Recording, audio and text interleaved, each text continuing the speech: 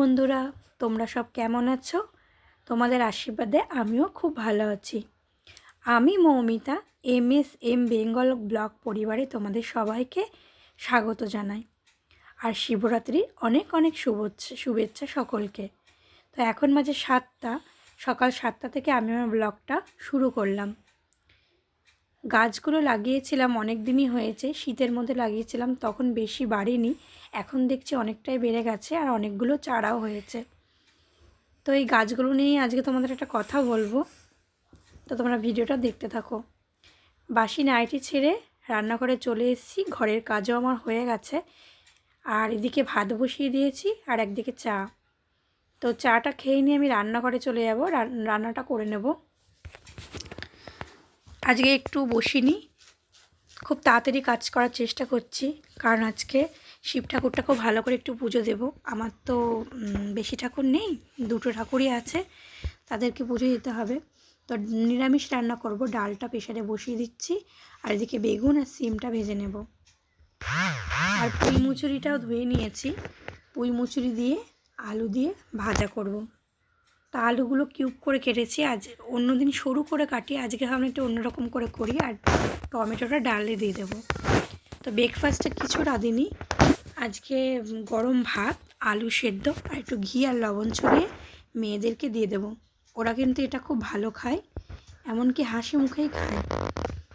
তো রান্না ব্রেকফাস্টের কোনো ঝামেলা রাখিনি বলে আজকে আমার এটা সুবিধা হলো। তো রান্নাটা করতে চলে এলাম, আমার ওদিকের কাজ সব কমপ্লিট হয়ে গেছে।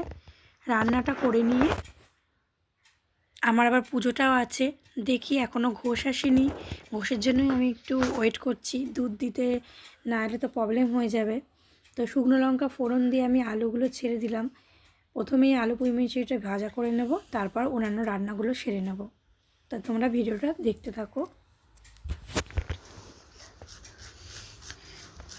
পুজোর জন্য মা অনেক কিছু এনে দিয়েছে, ভেবেছিলাম মন্দিরে যাব, তো মন্দিরে তো যাওয়া হলো না। আমি বাড়িতেই, যেহেতু শিব ঠাকুর আছে, তো তাকে অপেক্ষা করে তো অন্য বিগ্রহর কাছে কি করে যাব বলো, তাই আমি বাড়িতেই করে নিলাম। ভেবেছিলাম একটু মন্দিরে যাব, কালীবাড়িতে আমাদের এখানে কালী ঠাকুর আছে, মহাদেবও আছে বড় করে। তো যাই হোক, বাড়িতে অনেক কাজ আছে বলে বাড়ির শিব ঠাকুরটাকে দিয়ে দিলাম আর তোমাদের সাথে রান্নাগুলো শেয়ার করে দিচ্ছি। ভাতটা করে নিয়েছি আর বেগুন আর সিমটা ভাজা। সিমটা বড় মেয়ে খাবে, ওই সিম ভাজা খেতে ভালোবাসে, তাই সিমটা করেছি। আর ওদিকে আলু দিয়ে পুঁই মুচুরি দিয়ে ভাজা করেছি। ভাজাটা দেখো কি সুন্দর লাল হয়েছে, আমার কিন্তু এই ভাজাটা খেতে বেশ লাগে। আর টমেটো দিয়ে ধনেপাতা দিয়ে মুগের ডালটা করে নিয়েছি, ডালটা কিন্তু অসাধারণ খেতে হয়েছিল। তো রান্নাঘরটা পরিষ্কার করে নিয়েছি, এদিকে গ্যাসটাও মেজে নিয়েছি, দিয়ে আমি ছাদে চলে এলাম। কতগুলো জামা কাপড় ছিল সেইগুলো একটু কেচে দেবো, নাহলে অনেক বেশি হয়ে গেলে আমি আবার কাচতে পারবো না। তো কাচা কমপ্লিট হয়ে গেছে, জামা কাপড়গুলো মেলে দিলাম। তো আজকে যেহেতু আমি এখন পুজো দেব, আমার স্নান হয়ে গেছে, স্নানটাও করে নিয়েছি। আর মেয়েকে বললাম ওকে ভাতটা বেড়ে নিতে। তো দেখো মেয়ে ভাত বেড়েছে, আমি তোমাদের জাস্ট দেখাচ্ছি। পাঁপড়টা ভাজা আছে, পাঁপড়টা পরে ভেজে দিয়েছি।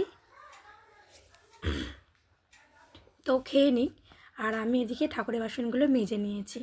তোমাদের সাথে যেটা বললাম যে গাছের সাথে কি হয়েছে তা দেখো, আমি একটা কফি মাগ ছিল আমার ভাঙা, তার মধ্যে এই গাছটাকে রেখেছিলাম, সেটাকে জানলা দিয়ে দেখছি নিয়ে চলে গেছে।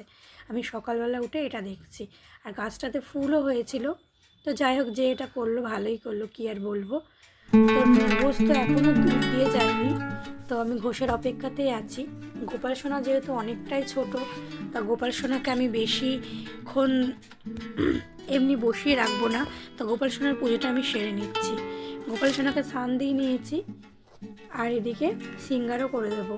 একটা জামা ছিল দেখলাম নতুন, তা ভাবলাম একটা বিশেষ দিনে গোপাল সোনাকে একটা নতুন জামা পরিয়ে দিই।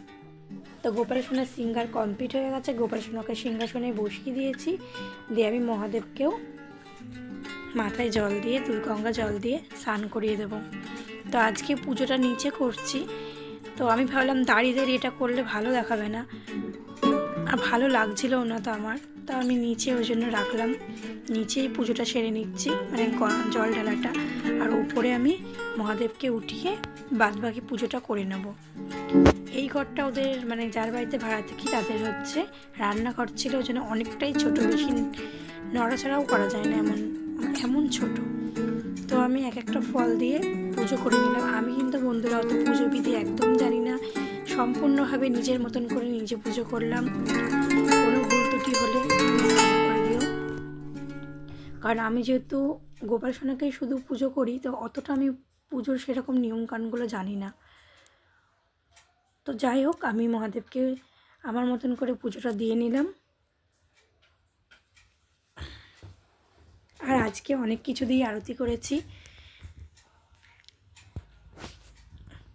ধূপ, প্রদীপ, মোমবাতি, চামড়, মানে যা যা আর কি লাগে সমস্ত কিছুটা দিয়েই মহাদেবকে আজকে আরতি করে দিয়েছি। আর আজকে সবাইকে সেবা দিয়েছিলাম ফল আর মিষ্টি। মা 3 রকমের ফল এনে দিয়েছিল, তাই দিয়ে আজকে পুজো দিয়েছি। আর মহাদেবের মাথায় একটা টিপ দেখবে, ওটা আমি আগেরবার ধনতেরাসে মহাদেবকে দেওয়া হয়েছে। তো আমার যেমন সামর্থ্য তেমন প্রতিবার একটা করে কেনার চেষ্টা করি। তো দেখো ফলে কি দিয়েছি, কমলা লেবু, কলা আর হচ্ছে শসা, আর ওইদিকে কাঁচা গোল্লা। তো প্রদীপটা দিয়ে আরতি হয়ে গেছে, মোমবাতি দিয়েও আরতি করে নিচ্ছি। আমার গোপাল সোনাকেও সেই সঙ্গে সেবা দিয়ে নিয়েছি, চামড় দিয়ে আরতিটা করে নিলাম। তো গোপাল সোনাদের দেখো কেমন লাগছে দেখতে, কতটা কিউট লাগছে বলো। আমার আজকের ভিডিওটা তোমাদের যদি ভালো লেগে থাকে অবশ্যই ভিডিওটা লাইক করবে, কমেন্ট করে আমার পাশে থেকো, আর আমার চ্যানেলটা সাবস্ক্রাইব করে দিও। তোমরা সবাই ভালো থাকবে, সুস্থ থেকো। আজকের ভিডিওটা এই পর্যন্তই, ধন্যবাদ।